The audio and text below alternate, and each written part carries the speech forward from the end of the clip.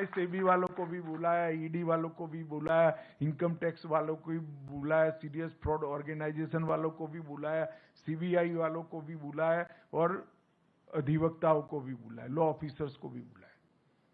सबके साथ मिलकर हमने कहा कि हम क्या एक ऐसी व्यवस्था कर सकते हैं जिससे सभी लोग अपने दावों के ऊपर उठकर जो छोटा निवेशक है इसकी चिंता कर सकते हैं। सुभाष रेड्डी जी, मेरे साथी मंत्री श्रीमान BL वर्मा जी, सचिव सहकारिता Shri Gyanesh Kumar ji, Shri Vijay Kumar ji, Shri Manoj Mittal MD CEO IFCI limited, Shrimati P Lakshmi MD SDMS और आज इस कार्यक्रम में उपस्थित सहकारिता विभाग के सभी अधिकारी कर्मचारी गण और कुछ प्रतिनिधि जिनको सालों से सहारा ग्रुप की ये 4 क्रेडिट सोसाइटियों में जिनकी राशि लंबित हो गई है, स्थगित हो गई, आप सभी का आज के कार्यक्रम में मैं हृदय से स्वागत करता हूं।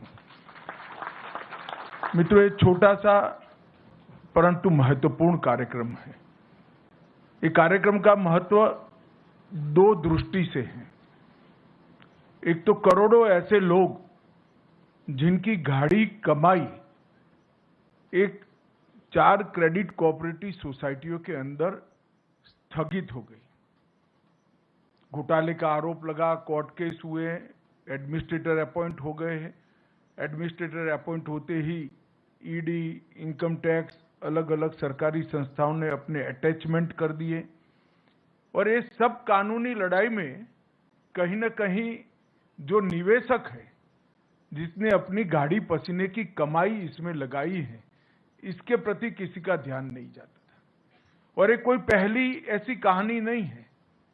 कहीं पर भी इस प्रकार के घोटाले का आरोप लगता है या घोटाले होते हैं तो तुरंत ही मल्टी एजेंसी सीजर हो जाता है। और मल्टी एजेंसी सीजर को मैं मानता हूं कि ब्रह्मा जी पर पृथ्वी पर आए तो इसको उठा नहीं सकते, क्योंकि कोई एजेंसी इसमें निवेशक का विचार नहीं करती, अपने अपने इंटरेस्ट का विचार करती है। और इसी के कारण एक बहुत बड़ी असुरक्षा की भावना और अविश्वास की भावना कोऑपरेटिव सोसाइटियों के प्रति बनी। जब मोदी जी ने एक निर्णय लिया कि इस देश में 70 करोड़ लोग ऐसे हैं जिनके पास पूंजी नहीं है, 70 करोड़ लोगों का ऐसा समूह जिनके पास पूंजी नहीं है, परंतु वो देश के विकास को कंट्रीब्यूट करना चाहता है, देश के विकास में अपना योगदान करना चाहता है, तो कैसे करे? जिनके पास पूंजी नहीं है और कुछ उद्यम करना चाहते हैं, जिनके पास पूंजी नहीं है कोई उद्योग डालना चाहते हैं, जिनके पास पूंजी नहीं है और कुछ प्रवृत्ति करना चाहते हैं, इनके लिए कोऑपरेटिव आंदोलन के अलावे और कोई रास्ता नहीं है।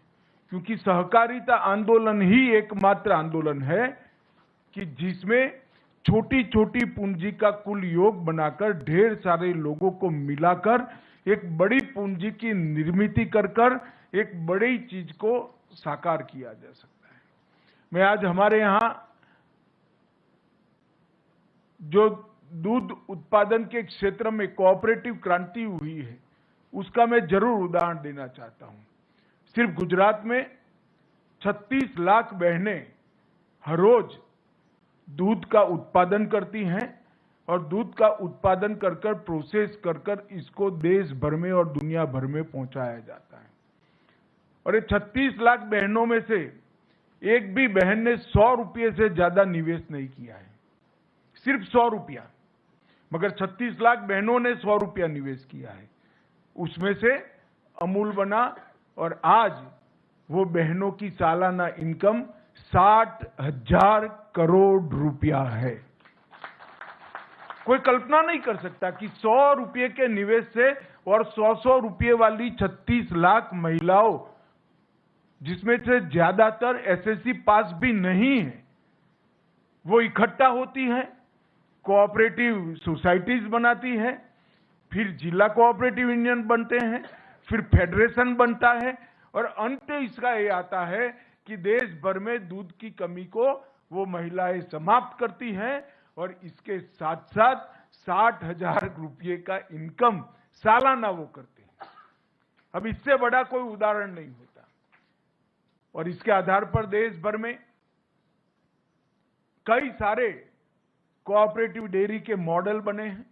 अलग अलग राज्यों में, कर्नाटक में बना, मध्य प्रदेश में बना, मुंबई, महाराष्ट्र में बना, पटना में बना, बिहार में बना, और सफल मॉडल हुए।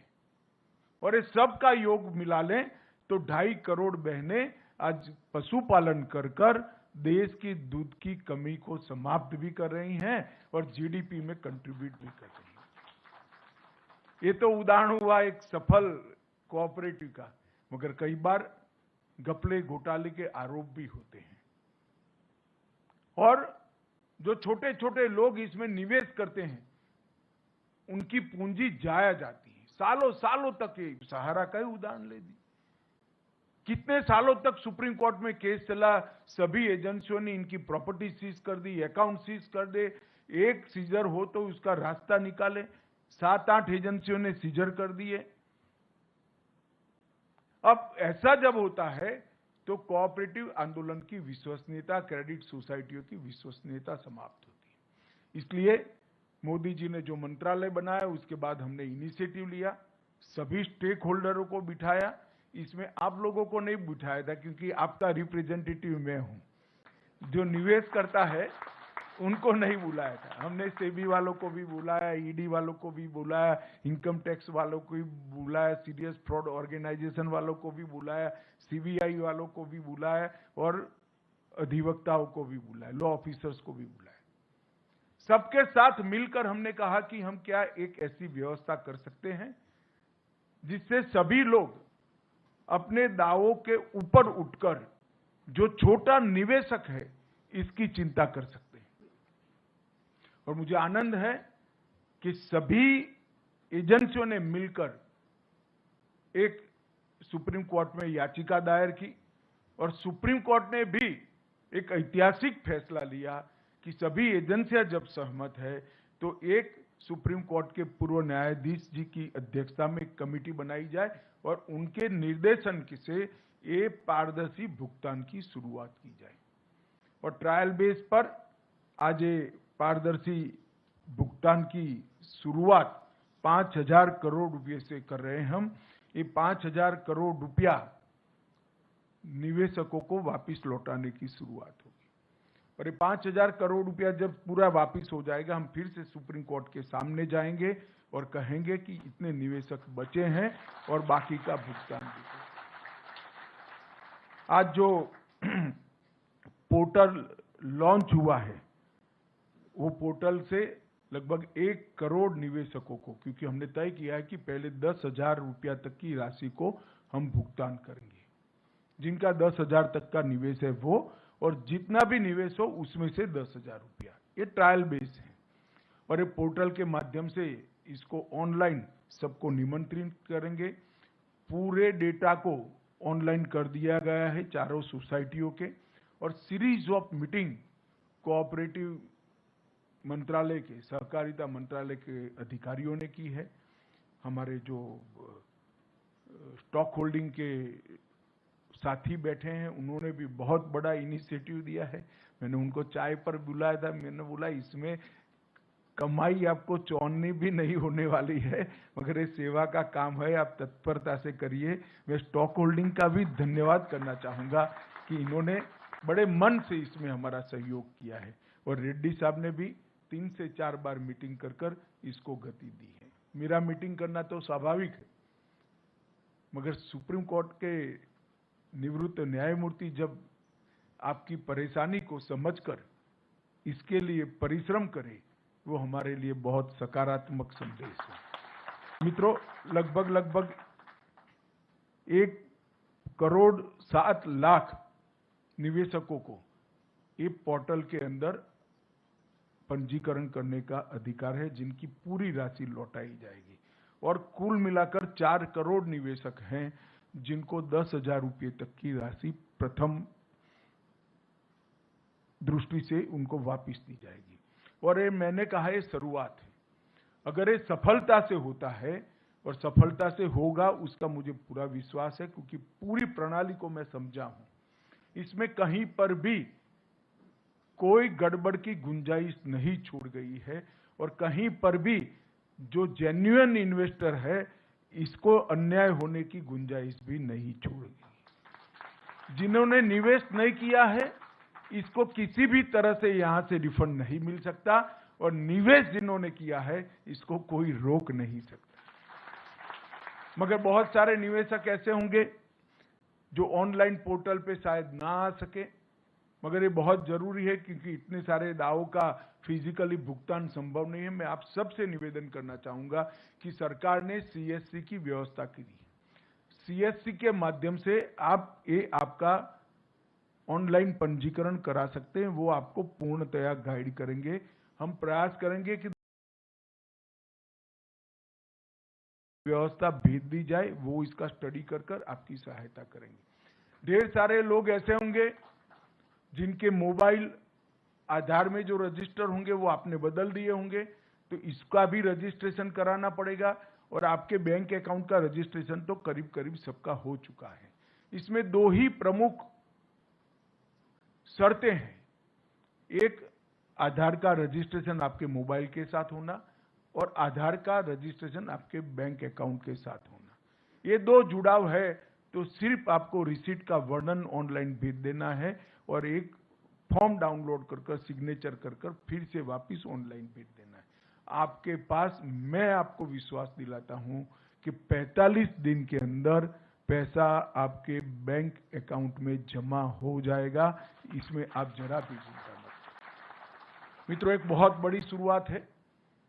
देश में ढेर सारी क्रेडिट सोसाइटियों में घपले घोटाले हुए। पहली बार मोदी जी के नेतृत्व में इतने बड़े घोटाले में पारदर्शिता के साथ आज निवेशकों को पैसा देना शुरू हो रहा है। ये बहुत बड़ी उपलब्धि है जिसका मुझे कम से कम बहुत संतोष है और आनंद है कि आज करोड़ों लोगों को अपनी गाढ़ी कमाई के पैसे, गाढ़े पसीने की कमाई के पैसे वापस मिलने की शुरुआत होगी। और मैं आशा करता हूं कि 10,000 से 15,000, 15,000 से 20,000 लगभग छोटे निवेशकों को गिन ले तो 30,000 तक के निवेशक ले लेते हैं हम, तो लगभग 2.5 करोड़ लोगों को अपना पैसा वापस मिलेगा। ये बहुत बड़ी उपलब्धि है।